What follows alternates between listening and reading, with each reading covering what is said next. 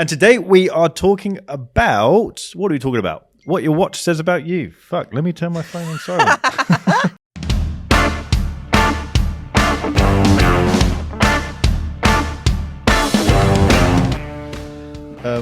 Sorry. Right, welcome to the Movement Podcast again with myself, Adrian, and Britt Pierce. And today we're talking about what your watch says about you. And I feel like this is going to be quite a big topic that we disagree on.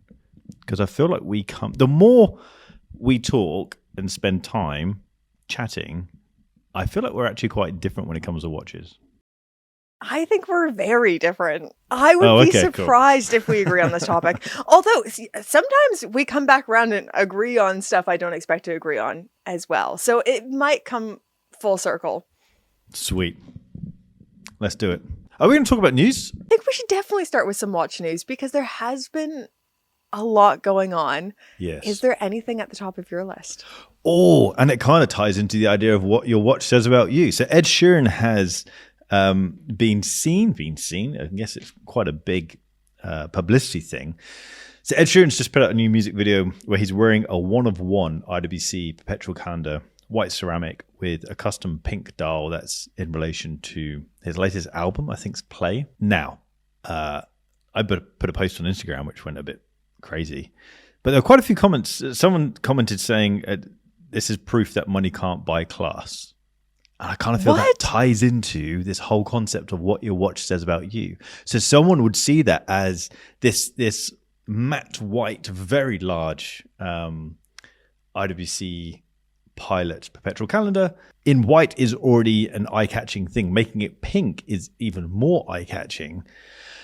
But I kind of feel like there's multiple tiers of, there are multiple tiers of society. And when you get to Ed Sheeran level, where you're worth 300 million, he was ranked something number 7th wealthiest person under 30 in the UK. Oh my goodness. So he's proper big money.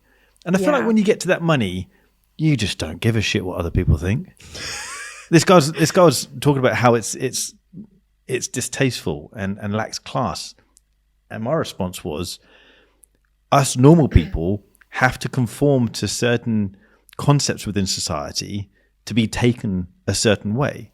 If we want to get a table at a nice restaurant, you might need to call up months in advance, or you might need to turn up in wearing a certain thing. Or if you want to be served a certain way at an authorized dealer, for example, want to be treated like you've got money at an authorized dealer, you should probably dress smartly, because that's going to be your calling card to say, hey, I've got cash, I'm a serious person.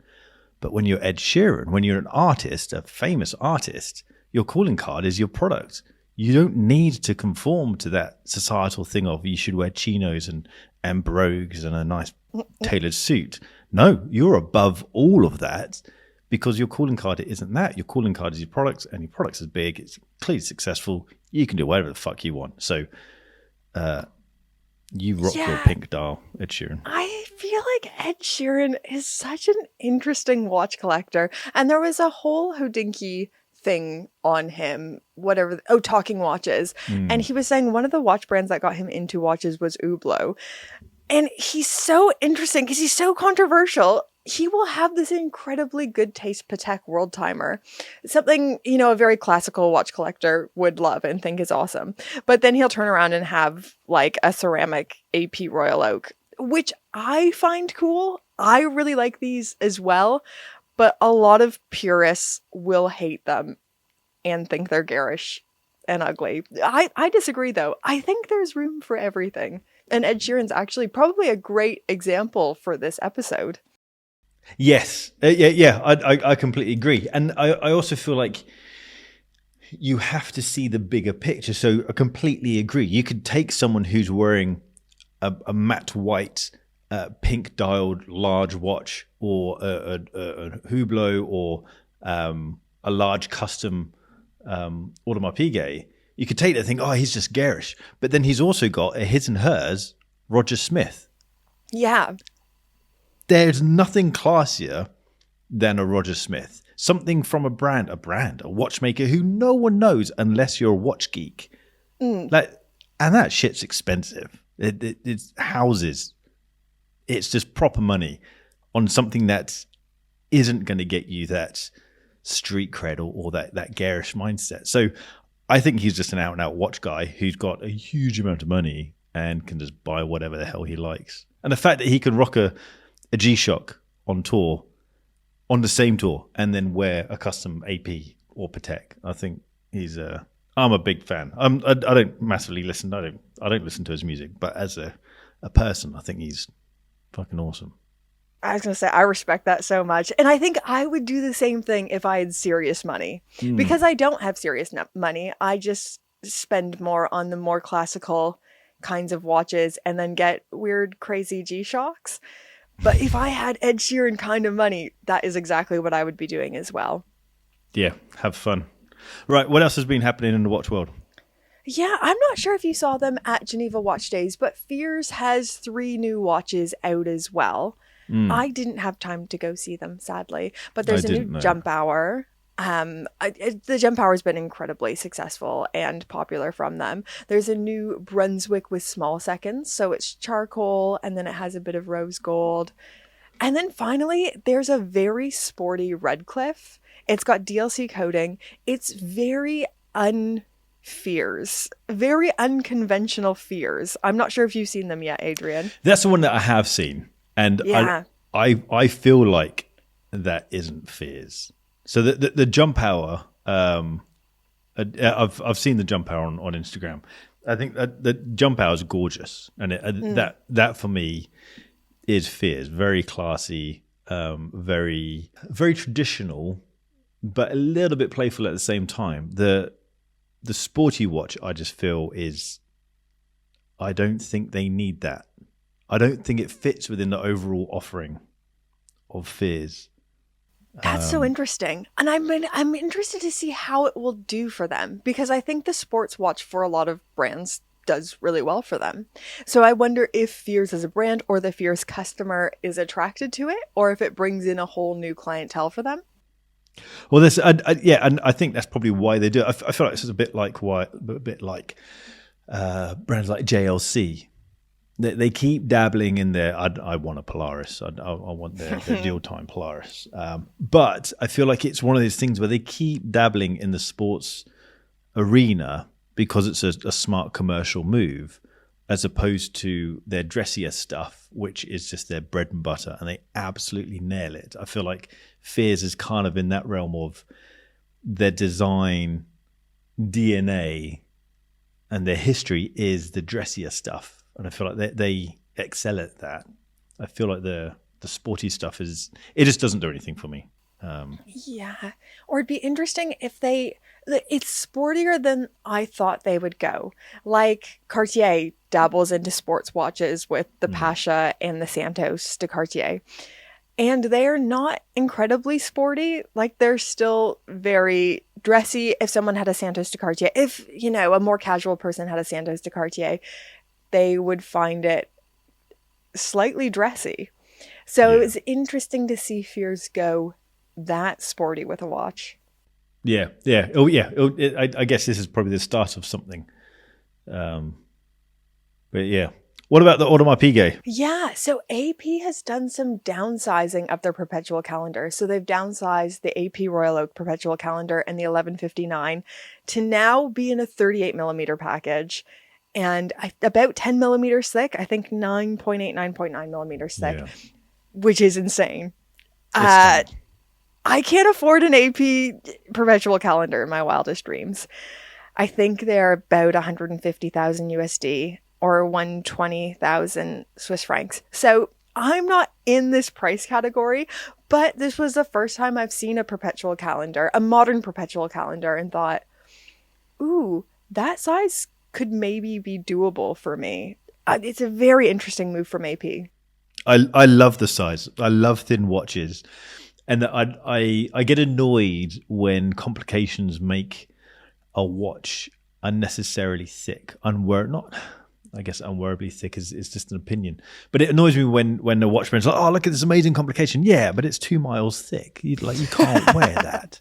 And so I love the fact that not only have they downsized the width of the case, but it's still a very slim case for that level of complication. And what I like even more so is the color of the Code 1159. It's that kind of subdued green. That is proper sexy. Yeah. Yeah, I think all three of these new watches look amazing. I love that baby blue and the steel. Or is it white gold? I've got a hot take. I don't hate the 1159s as much as everyone else does. Yeah, I think about this quite a bit. Because I remember doing a video when it might have been how AP launched it. I feel like some of these brands come out quite hot, as if actually no, pretty much all watch brands talk about their products as being incredible, and like this is the new thing, and I feel like the brand can't do that. You can think that, you can be confident about what you do, but don't publicize yourself as being the best, because you aren't the reviewer, you aren't the customer. We get to decide what is the best, and if something's brilliant, it'll be sold out, it'll be bought. And so the brilliance is just a byproduct of you doing that thing. And so when a brand comes out and says, oh, this thing's amazing, like, yeah, of course you think that. That's why you're doing it. And so I wonder if the backlash or the hatred, the dislike towards the Code 1159 was because of their positioning of it as opposed to the actual product. Because I'm with you. I look at it now thinking, oh, that's pretty hot. I would probably take the Code 1159 perpetual calendar moon phase with the week indicator. I think it's gotten it now. I'd probably take that over the Royal Oak, but that could just be the trend in my head. I think it's stunning. This is where our paths diverge. I would take the Royal Oak over the 1159, but I certainly don't hate it as much as other people seem to. And you're absolutely right. Like being called the best, I remember what they were saying in those press packages. It was crazy. It was like, yo, you guys need to calm down a little bit. It's an earned position. It's an earned reputation and not something you trumpet yourself. I think it was a little bit of that. I think it was also just being quite new, and watch people in general just hate seeing anything new. It irks us. And then we get used to it. And then we're like, oh, actually, maybe it wasn't that bad. And I overreacted. And then we walk it back. A bit like Bremont and their new logo. But I feel like that's forever going to be a disliked thing. Is there any other sometimes we get it right first try, and the Bremont was right first try. That's never going to grow on me. yeah, I agree, and yeah, there's a lot of things. I do like the new Bremonts, but I think we spoke about that in the last episode. Yeah, we won't make people sit through this again. So, what your watch says about you,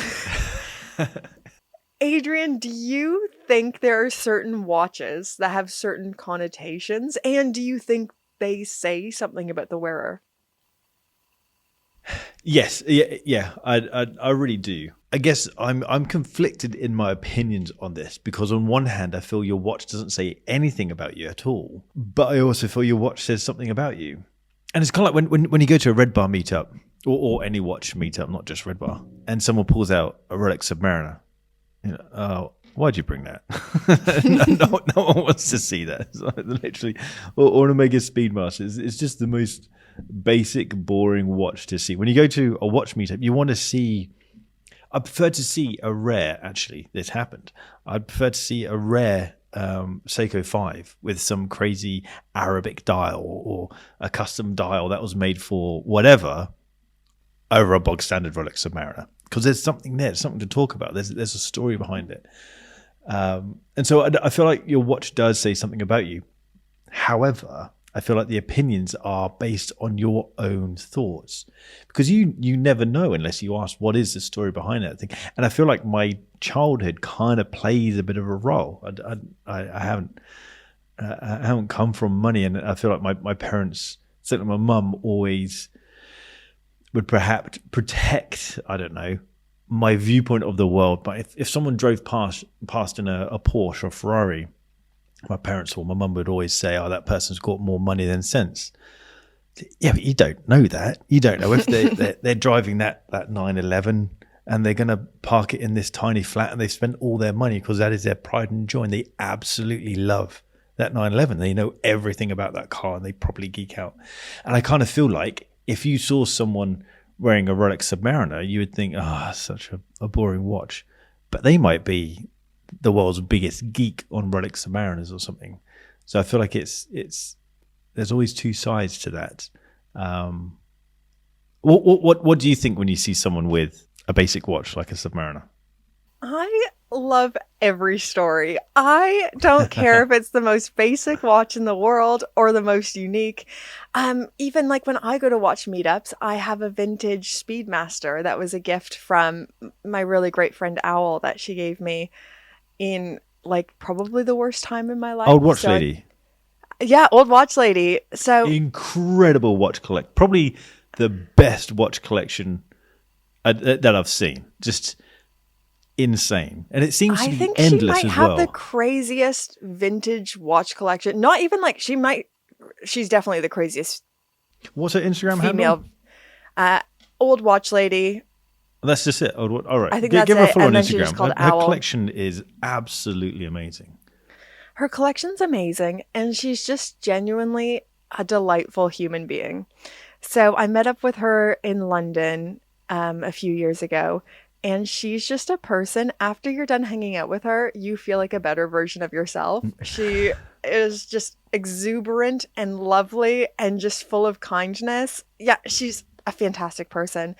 And the reason I had met up with her is because she was going to let me borrow one of her vintage Speedies for a video I was doing on the Speedmaster.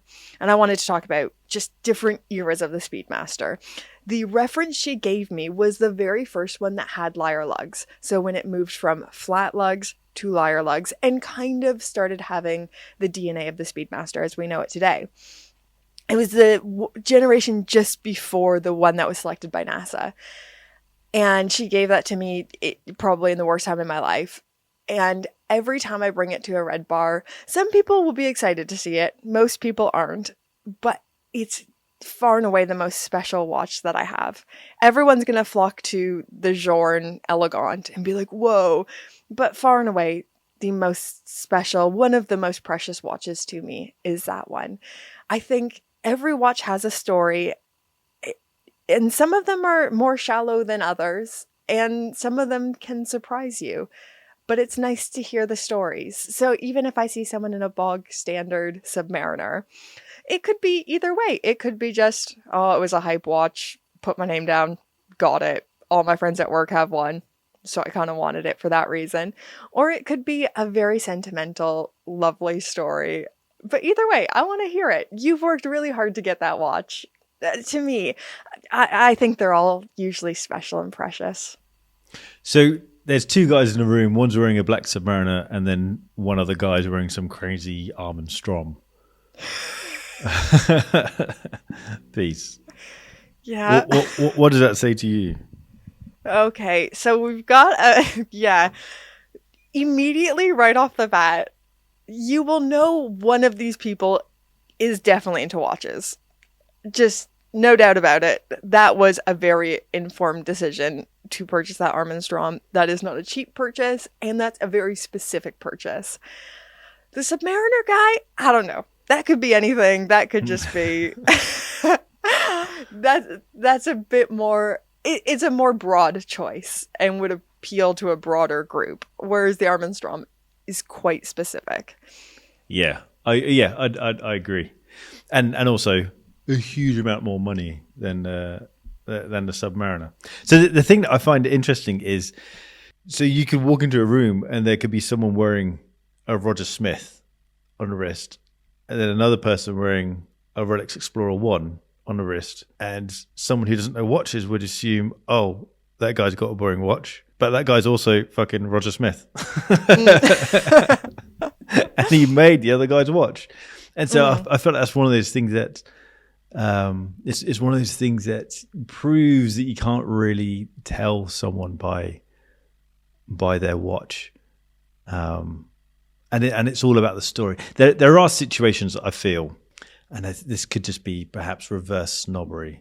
I want a solid gold day date, but if I see a young guy with a solid gold day date, I feel like that says something. It's giving off blacked out Mercedes vibes, blacked out VW Golf vibes. Like You sell drugs. So I was going to try to get the hero edit in this video, but I will say, when you do see a younger person in a solid gold date, it's always very interesting. Or if I see a young person wearing like a two-tone date just, it makes me think they're like a real estate agent. They're either something that society doesn't like, or they're proper old money. Like that watch has been handed down generations, and I feel like people's watch choices doesn't say, I don't think it really says all that much about a person beyond probably what their budget is and how into watches they are. So going back to the Arm & Strom, I would think you have quite a high budget. And that doesn't necessarily mean you earn a lot of money. It means you allocate a lot of money towards watches. Yes, absolutely. Which I do. People always say, how much money are you making from YouTube? It's like, no, I'm just really irresponsible. They shouldn't give me a credit card. But yeah, I think that's almost all that it says. And I think Ed Sheeran is once again a really fabulous case study for this episode. He's someone who has really classical sensibility, tastes, Patek Philippe's, and even like specialized Patek Philippe's, where I think the London time zone was switched to his hometown. So he has very specialized watches and great relationships. But then he also has watches that normal watch people would say, oh, this is horrible. This is one way to show you're not into watches. And to me, it's one way to show you're very into watches. Yeah. But I like experimental materials. I like weirdo watches. And I know not everyone does. Oh, see, I'm the complete opposite. And I guess this is why on the old podcast about effing time, George and Andrew coined the phrase Captain Boring. I've got a big banner of Captain Boring. And I just like normal stuff. I don't like anything. So, what's it? Armstrong? Is it Constant Force? I think they have. Like the concept behind it, I find fascinating, and the engineering behind that, I love. But I would never own one. I never have it on my wrist because, from a design point of view, it does nothing for me. No, it does do something for me from a design point of view. But the idea of putting it on my wrist, like the trend at the moment is doing. The micro brands have gone weird. They're all doing weird shapes, like these, not octagonal, like really angular shapes or crushed shapes. And I feel like they're jumping on this trend of, like the Cartier Crash, all that stuff. The vintage trend of old gold watches, for example, has really come out, and I feel like loads of micro brands are jumping on that trend. And so, typically, if I was to see someone with some abstract design of watch or asymmetrical watch, you think, oh, they must be quite arty, or they must be a creative person. But now, because this trend from the micro brands of doing weird shit has kind of exploded, like, are they arty, or are they just jumping on the latest hype? There's this big thing around Denison watches. Yeah, I don't get it. I don't love Denison watches. They're getting a lot of great press. People seem to really love them. I don't, and the skeptical side of me is saying, man, they must have some big marketing budget because people are talking about them. But then, so that's my skeptical mind coming out. But then I get annoyed when people say, oh, you're just talking about them because you're being paid to. No, I'm talking about it because I like it. I'm talking about it because I wish I was getting paid. And so, and I guess this comes back to the previous episode of you can't trust journalism anymore because the trust is gone. But I feel like Denison are part of this trend of weird design watches. And I guess on one hand it's interesting because it's something else to look at, but I don't understand the hype behind it. Is that just me being boring? You're someone who likes more interesting stuff. So yeah, once again, this is where our paths diverge. I love the weirdo watches. Keep them coming. I love seeing them. I think for as long as I've been making content about watches, I've always been an advocate for people wearing weirder watches, watches that really speak to them, and watches that maybe push them out of their comfort zone sometimes. But my watch collecting journey began with a Cartier Tank, which is a square watch. I love square and rectangular watches so much. I want to get pretty much one of the biggest collections of square watches. My next watch I want to get is a Nomos Tetra, because cool. I like odd shaped watches. I get very excited about them, but I know not everyone does, and this is a very specific taste thing. I like seeing micro brands doing the weirder things. And I don't have insight into their analytics and what they actually sell. I'd be curious, say like Christopher Ward's now doing the 12X, and even like skeletonized things, just different things. And I wonder how much that's selling versus, I don't know, a Lumiere or a, I'd be curious to know if their more normal stuff is selling or if it's their weirdo oddball stuff. One thing, and an idea I'd be curious to explore, is how much has social media changed watch design? Are watches from micro brands being designed more to be photographed for social media to look good and interesting? Because I know we've seen that in the fashion world. There'll be clothes people wear on Instagram versus what you actually wear when you're going to the shop or you're taking the bus into the aquarium. I wonder how much of that is at play, like designing something weird and odd and looks great on camera, but it's really just to bring you onto the website so you buy a more normal design. Yeah. So I used to work for a furniture company, a startup, maybe like 10 years ago. Can't remember, 7 years ago, before Bark and Jack.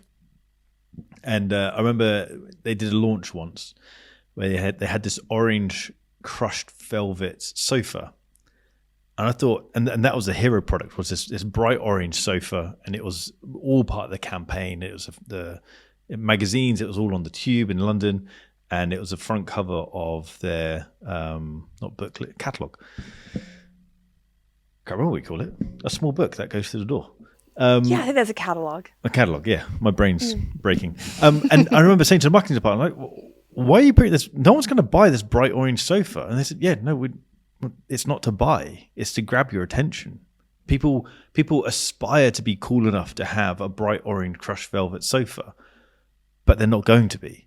And so it then draws them onto the website, and then they'll buy the navy blue woolen sofa or something. They'll buy something a lot more pedestrian, but the idea is to be that eye-catching. So I think you're right that stuff is being created to be the conversation piece. And I kind of feel like that's probably what Zenith were doing this year at Watches and Wonders with their blue watches, is they're not expecting to sell them. I think Rolex do the same. They don't expect to sell them, but they expect it to be a conversation piece. And to be fair to Zenith, it worked. It was something to talk about. With the micro brands, I feel like micro brands follow the trend a lot closer than the big brands, because they can be, there's often just one or two people running the company, so they can pivot quite quickly. But I feel like it's been a very quick transition from this trend of old, obscure vintage watch designs suddenly penetrating into the micro brand market. And I find it fascinating. None of these new micro brand designs of weird shapes do anything for me, but I guess they're not for me. I like round watches with black dials. So I'm not that market. No, I love the weirdo watches. I love seeing them. And I would be the person who would buy the crinkly orange couch. So I was, when we were decorating our house right now, I was trying so hard to get this weirdo velvet, like 1960s chaise longue. And my husband was like, absolutely not. It's actually good that we didn't buy it, because they're really hard to clean. And we have a toddler now, and he just, he's so messy. You have to get a proper velvet brush. Yeah. I haven't got time for that. Yeah. I think on a macro level, for normal people, for most people, our watch choices don't say much about us. But I also recognize I think we've made stereotypes and archetypes of people who buy certain watch brands. Like if I said, who is the stereotypical Richard Mille buyer? You're going to have images popping into your Crypto head. bro sort of character. Yeah, or Adrian, YouTuber. who buys Cartier watches? An artist, some creative director. Who buys Rolexes? Boring people with middle management. Someone who's just got their first paycheck and they want to feel insecure. People who want to feel rich. Us. Oh. And then who buys Omegas? As the last one, who buys an Omega? You're middle manager working in some insurance company. Something boring, and so I spec'd out a video based on this, and I had something about all the watches, and it was an Omega Seamaster owner is a sort of person who has such a boring job, the sort of job where if you're at a dinner party, you kind of think, oh, okay, yeah, listen, I'm not going to talk to you, but they dream of having something exciting, and that was me working in HR for a furniture company, dreaming of being hired by MI5 or something to be the next James Bond, and sitting there with my Omega Seamaster. I feel like that's kind of who that fits the bill. I think we make these archetypes and stereotypes, but yet I own watches from all those brands except Richard Mille. And if I could afford an RM, I would. I'm not hating. Yeah, that's exactly it. When really, I think, at least on the watch collector side, we are complex three-dimensional people, and our collections are allowed to be complex and three-dimensional as well. I find that I end up choosing my Rolex Oyster Perpetual a lot more than my Cartiers, but I still love owning all of them, and they're all special to me, and I feel like they're all a reflection of me. I feel like, so we've just been sharing our thoughts on what watches people wear, and I guess dabbling into our personal tastes. And what we didn't do was a wrist check, and I think it'd be interesting to do a wrist check now, because we haven't spoken about what watch we're wearing. So I don't know what's on your wrist. So what is on your wrist?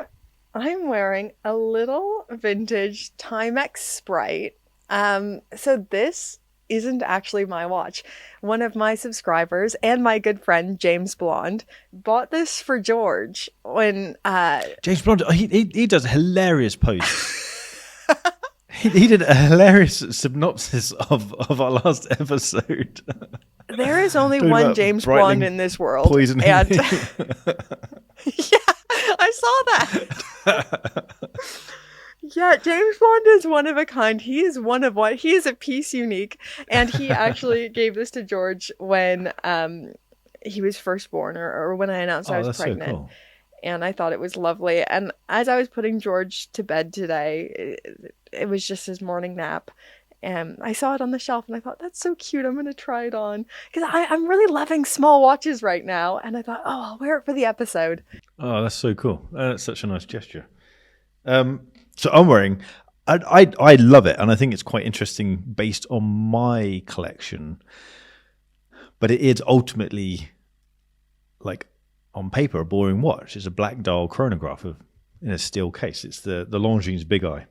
And I need to give this back to the owner. My mate Ben, who runs Wristworthy. Ben of Wristworthy publication. Oh, he's a subscriber as well. So hi Ben, and I will give you a watch back. I promise. I'm just enjoying it. But it's on paper it's a boring watch, but within my collection, if it were to be in my collection, I think it'd be quite an interesting watch. But I thought that was quite interesting. I was hoping you were going to have something more obscure. It's quite an obscure watch, but I was hoping it was going to be some watch that had been melted like a Cartier crash or something. Well, yeah, my collection's a little bit thin right now. So we just got back from Geneva Watch Days, and before we went, we put almost everything in the safety deposit box because we get a little bit funny before we travel, especially if it's like a big watch event where people might know we're gone. So we haven't been back to collect our watches. So I'm a little bit thin on the ground with what I have, and I'm dying to get to the safety deposit box. This is the stupidest first world problems. I don't have enough of my luxury watches here. I know, I won't say who, but I know, not to sound mysterious, but just to not ruin their secret. But I know a fellow YouTuber who delays everything that they post by like 2 days. So they'll post a story about them traveling. No, they're already home yet. And some, if I'm going away for a long time and it isn't a big thing, like Geneva Watch Days, if you're going, you're going. But if I'm going on a trip that not everyone is going on, then I'll delay those posts as well. No, just to confuse the thieves.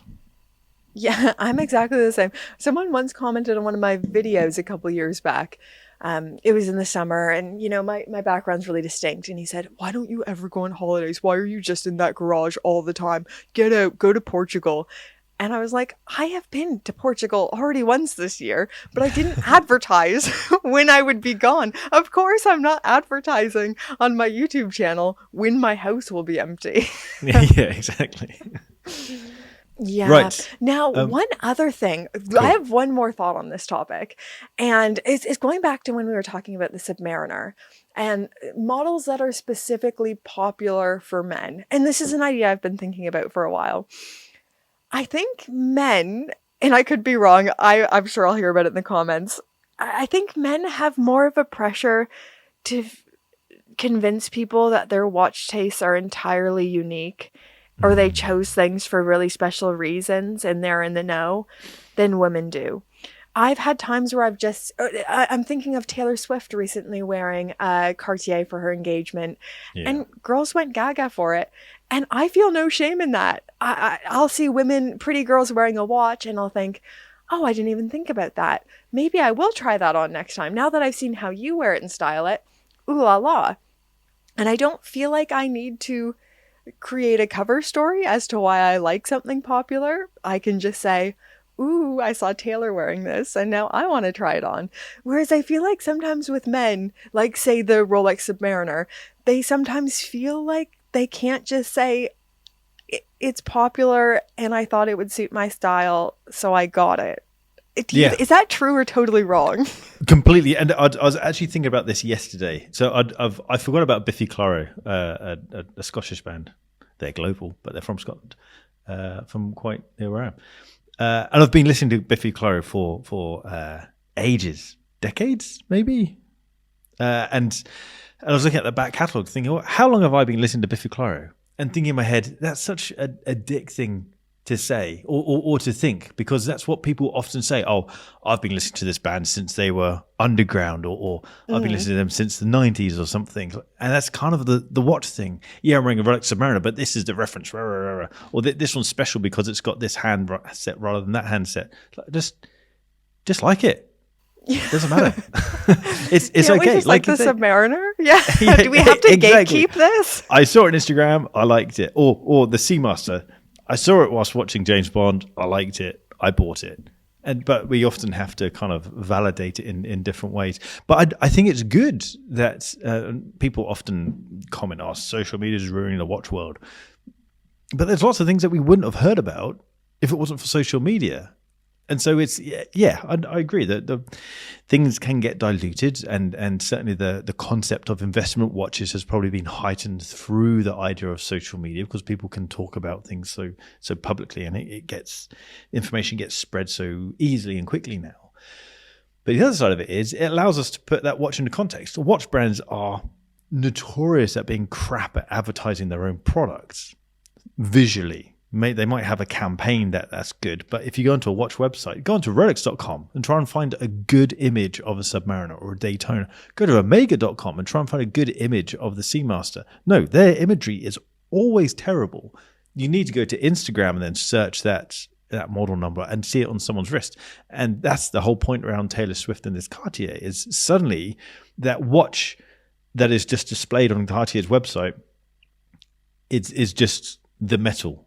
There's no skin tone. There's no framing. There's no wrist framing it. Suddenly, that's been put into context of, oh, right, she can wear this sparkly watch with this outfit. I've got that outfit, or I could get that outfit. So, I agree. I'm not sure if it's a guy-girl thing, but maybe it is in the watch world. I guess we always want to feel special, and that's what I find funny around Rolex owners and Omega owners as well is that they always want to say, oh, this is a Seamaster, but this is from 1992, and it's got the handset that's got this, and the dots over at this side rather than this side. It's got the bezel inserts this one. Like, it's just that's just the era. Like, all watch brands have designs that have had transitional changes, but it's funny how we try and make this one watch. It doesn't need to have a deep reason. There doesn't have to be a philosophical reason. You could just say, I saw the design. I really liked it. Tried it on. Thought it looked good. Yeah, exactly. And that's reason enough. That's completely fine. Or, I saw so-and-so wearing this watch or that watch. Like, a lot of the girlies have gotten into Cartier and the Cartier Panthère because pretty girls online are wearing it. And I don't feel like I need to justify or be like, I like the Panthère before Emma Chamberlain ever liked the Panthère. We don't need to gatekeep it. Just everyone's allowed to like it. You're allowed to like it because you saw someone else wearing it, and then it opened up that world to you. I don't know. I feel like we're good at gatekeeping things in the watch world. Yeah, I'm only in gatekeeping hobbies, so I like Formula One. So gatekeeping. I love really? Watches. Oh, especially since Drive to Survive. So there's this Netflix show which brought in a whole new surge of fans to Formula One. And do original F1 fans hate Drive to Survive people? But it just made an accessible sport more accessible to more people who now enjoy it. Isn't that a good thing? Don't we love this? Don't we want to share this? Exactly. And that makes the sport even more powerful. And that kind of comes back to the whole idea around social media ruining the watch world. Well, the watch world would probably be dead if it wasn't for social media, because it's allowed for all of this free advertising. The advertising that used to be stuck in forums. Or actually, no, it would just be forums without imagery, without good imagery. Suddenly you've now got all these Instagram pages for free advertising products. From and I think brands. We've been able to see the rise of cool micro brands because of this as well, like Studio Underdog, like even just how well Fears is doing, Christopher Ward. And, people will tell me all the time, oh, I hate how they're doing this. It's because I'll make videos on some of the new releases and they'll give them to me early and they'll say, oh, I hate how this brand's doing this marketing campaign. And I always think this is a great way to do it. They gave it to me for free to review, and they're letting me say anything I want about it to give you more information, to give you more insight. Omega's not doing this. No one. It's a unless really you're paid. Great way. You have to be paid by Omega to get hands-on with Omega. I don't know that for sure, but that's my that's my viewpoint on brands like that. No, it's tricky, isn't it? So, in conclusion, final thoughts. I don't think your watch choices say all that much about you beyond what your budget is and how into watches you are. But the liberal side of me says, yes, I agree. Your watch says nothing about you. But then the other side of me says, I'm very happy to be labeled boring, because I know my watches are boring. And so I feel if my watches say something about me, than other people's watches, I feel your watch choice is far more interesting than mine. I feel that must mean that you're more creative than me. It might be the other way around. It might be that I'm so insecure. I need these vibrant watches to make me seem cool.